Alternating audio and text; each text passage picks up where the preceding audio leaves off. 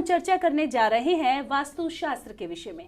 क्या है वास्तुशास्त्र, किस तरह से इसकी उत्पत्ति हुई और किस तरह से वास्तु बताता है कि हमारे लिए कौन सी दिशा बेहतर है। और इस बारे में तमाम जानकारी के लिए इस वक्त हमारे साथ स्टूडियो में मौजूद हैं मयूरेश जी। चलिए सबसे पहले मिलकर उनका स्वागत करते हैं। बहुत बहुत स्वागत करूंगी कार्यक्रम में आपका। नमस्कार। तो बिल्कुल जैसा कि कार्यक्रम में कहा कि हम आज वास्तुशास्त्र के बारे में चर्चा करेंगे, किस तरह से उत्पत्ति हुई इस विषय पर चर्चा करेंगे। तो सबसे पहले अगर वास्तुशास्त्र की बात की जाए तो क्या है वास्तुशास्त्र और किस तरह से वास्तुशास्त्र की उत्पत्ति हुई, इसके बारे में जानना चाहेंगे। वैसे तो वास्तुशास्त्र जो आया है वो आया है मत्स्य पुराण से।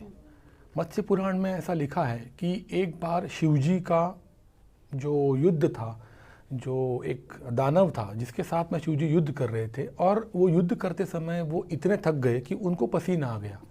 तो वो पसीने की एक बूंद जो थी वो ज़मीन पर गिर गई, तो उससे एक दानव पैदा हुआ।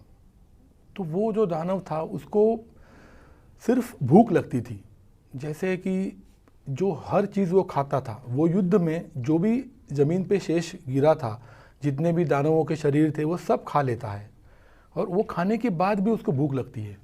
फिर वो शिवजी की आराधना करता है और उसके बाद में शिवजी उसको प्रसन्न हो जाते हैं।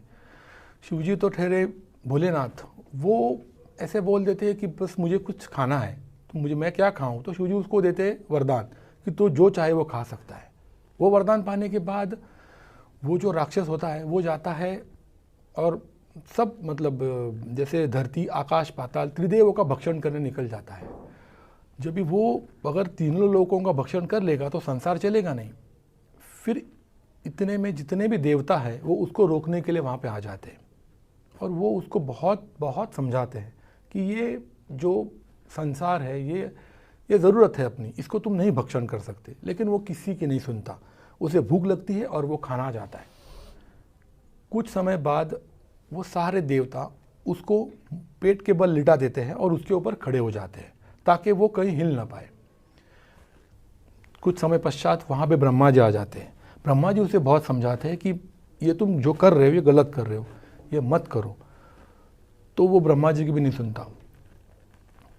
फिर कुछ समय बाद ब्रह्मा जी उसको जैसे एक वरदान दे देते हैं कि मैं तुम्हें एक वरदान देता हूँ कि जो भी प्रकृति के विरुद्ध जाएगा, आज से अनंत साल मतलब जब तक सूरज चांद है तब तक जो भी कोई प्रकृति के नियमों के विरुद्ध कार्य करेगा तुम उसे भक्षण कर सकते हो।